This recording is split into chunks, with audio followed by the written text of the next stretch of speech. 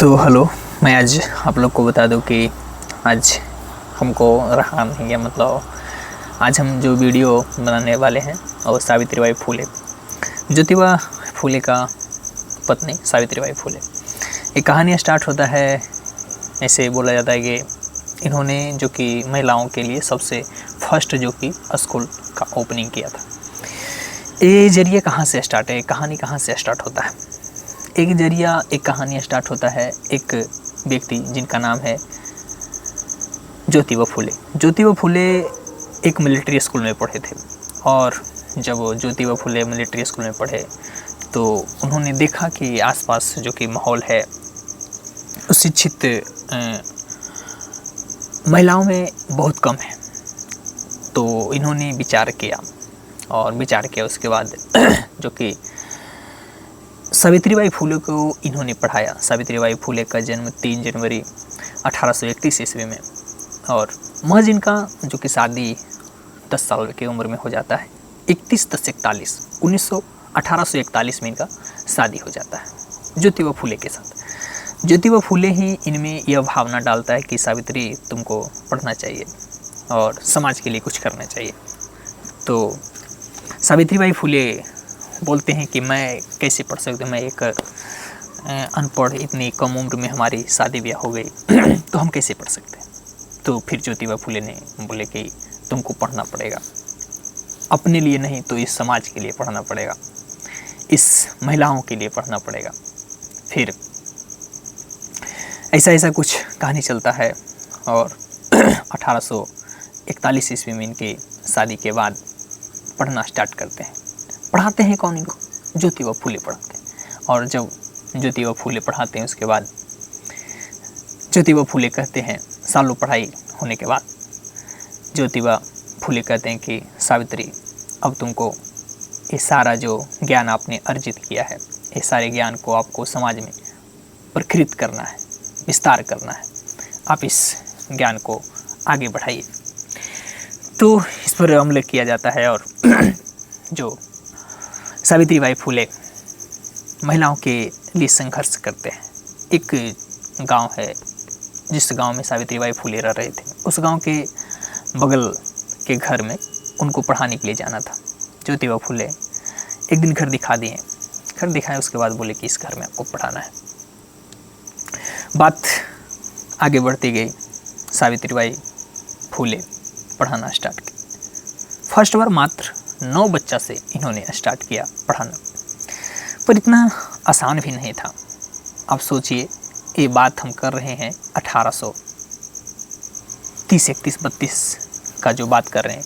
उस समय पुरुष का तो छोड़िए, महिला जो कि बहुत कम, रेयर केस में इक्का दुक्का, बड़े बड़े घराना के लोग भी अपने बच्चियों को नहीं पढ़ाते थे। जिनके पास बहुत पैसा था वो भी नहीं पढ़ाते थे। उस समय एक छोटे लोअर मिडिल क्लास के बच्चों को पढ़ाना कितना कठिन बात रहा होगा। लेकिन फिर भी सावित्रीबाई फुले ने संघर्ष किया, उन बच्चों में ये भावना जागरूक किया कि आपको पढ़ना होगा, इस समाज के लिए पढ़ना होगा, इस कुरीतियों के खिलाफ पढ़ना होगा तुमको। जो समाज में उस टाइम कुरीतियाँ चल रहा था,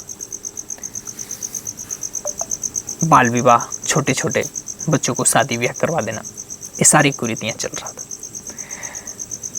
तो सावित्रीबाई फुले ने पढ़ाना स्टार्ट किए।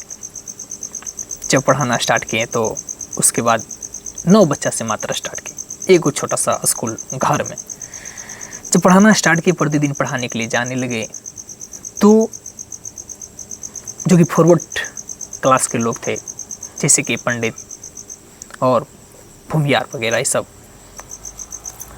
उन पर पढ़ाने के लिए जाते थे सवेरे सवेरे, तो उन पर कीचड़ फेंक देते थे, नाली उठाकर, नाली का गोबर, मिट्टी, ये सारा कुछ उन पर डाल दिया करते थे। एक दिन इस सारी चीज़ से आजिज होकर सावित्रीबाई फुले बोले ज्योतिबा फुले से कि ये हमसे नहीं हो सकता है। ज्योतिबा फुले ने बोला क्यों? क्योंकि ये समाज जो है, इस समाज में जब पढ़ाने के लिए जाती हूँ तो हम पर कीचड़ वगैरह वगैरह ऐसी कहानी सुनाई। सावित्रीबाई फूले रोने लगी। फिर ज्योतिबाई फूले उत्साह भरा और फिर बोले कि सावित्री, तुमको पढ़ाने के लिए तो जाना पड़ेगा, भले इसके लिए कोई और प्रक्रिया निकाल लिया जाए। क्या प्रक्रिया निकाल लिया जाए? तो फिर सावित्रीबाई फूले ने बहुत उनको समझाया बुझाया, ज्योतिबा फूले। तो फिर प्रक्रिया एक निकाला गया कि आपको 2 साड़ी लेकर जाना चाहिए। एक साड़ी वो जो कि आप पहन कर जाएं और उस पर गंदगी जो भी पड़े उसको खोल कर वहाँ रख दे, और दूसरा साड़ी पहनकर आप वहाँ पढ़ाएं। तो फिर ऐसा ही हुआ और ऐसा ही कंटिन्यू। आदमी एक दिन अगर उसके साथ, महिलाओं के साथ अगर कुछ हो जाता है तो समाज का वो महिला कितना नीचे गिर जाता है और कुछ आगे नहीं सोचता, उसके बाद समाज से डायरेक्ट मुंह मोड़ लेता है। लेकिन ये व्यक्ति सावित्रीबाई फूले हर दिन लड़ता रहा। आपको लगता है कि ज्योतिबा फूले के दोस्त उनको नहीं बोलता होगा। ऐसे पंडित लोग तो ऐसे करते थे कि उनके रास्ता छेक लेते थे और उनको अधर्मी बोला करते थे, क्योंकि उन्होंने एक गलतियां के खिलाफ, पंडित का जो भी मायाजाल कर्मकांड जो रचा हुआ था उसके खिलाफ वो आवाज़ उठाते थे। तो इस प्रकार सावित्रीबाई फूले ने फिर पढ़ाना स्टार्ट किया। अरसों ये चला। तब बोला जाता है कि सावित्रीबाई फूले ने महिलाओं के लिए एक बहुत बड़ा कदम उठाया था, और जो कि शिक्षा देने के लिए 1931 ईस्वी में इन्होंने, 41 ईस्वी में, उसके कुछ दिन बाद जो कि एक स्कूल खोले थे, एक स्कूल से 9 स्कूल हो गया, पुणे में उन्होंने स्कूल खोला था। तो इस प्रकार मतलब एक महिला का जो कि व्यक्तित्व दिखाता है। लोग कहते हैं ना कि पुरुष जो कि स्ट्रॉन्ग होता है, ज़्यादा मजबूत होता है, नहीं, गलत बात है। महिला बहुत स्ट्रॉन्ग होता है, बहुत मजबूत होता है, और महिला से बोलता है कि चरित्र होता है, जो एक चरित्र का निर्माण होता है। और सावित्रीबाई फूले ने उन महिलाओं, उन बच्चों में ये चरित्र भरने का कोशिश किया। फिर कोई महिला जो कि फर्स्ट वुमेन प्रिंसिपल बनी, सावित्रीबाई फूले। तो मेरा इतना ही कहना था कि आज की हमारी महिलाओं जो कि इंस्टा, यूट्यूब, फेसबुक पर ये छोटे छोटे 2-4 लाइक, फॉलोवर के चलते इस प्रकार का जो कारनामा करते हैं, कहीं पढ़ लिया करती, अच्छे से बढ़िया किताब पढ़ लिया करती। हम नहीं कहते हैं कि आप एक बढ़िया जॉब कर लीजिए, मैं नहीं कहता, लेकिन अगर व्यक्तित्व होना एक महिला में बहुत ज़रूरी है। अगर महिला हो, उसमें व्यक्तित्व ना हो, तो फिर महिला नहीं। स्वावलंबी होना चाहिए महिलाओं को, स्वाभिमानी होना चाहिए महिलाओं को। आप जानते होंगे शायद, हम आपको नाम सिर्फ बताते हैं महिलाओं का। फूल कंवर महिला थे, हाड़ी रानी महिला थी, कल्पना दत्त महिला थी, सुनीति चौधरी महिला थी, झांसी की रानी महिला थी। ये सारे महिला थे। महिला एक छोटे मोटे महिला नहीं, इतिहास में आज भी इनका नाम बहुत ही गर्व से लिया जाता है। आप एक कहानी सुनेंगे, खूब लड़ी मर्दानी हो तो झांसी वाली रानी थी।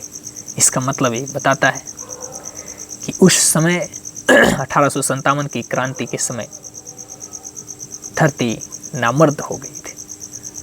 तब तो किसी महिला को कहना पड़ा कि खूब लड़ी मर्दानी हो तो झांसी वाली रानी थी। तो ये है हमारे देश के सावित्रीबाई फूले की कहानी। बाकी आपको ये कहानी, अगर आप लास्ट तक आ गए हैं तो आपको ये कहानी कैसा लगा? जय हिंद, जय भारत, जय सावित्रीबाई फूले।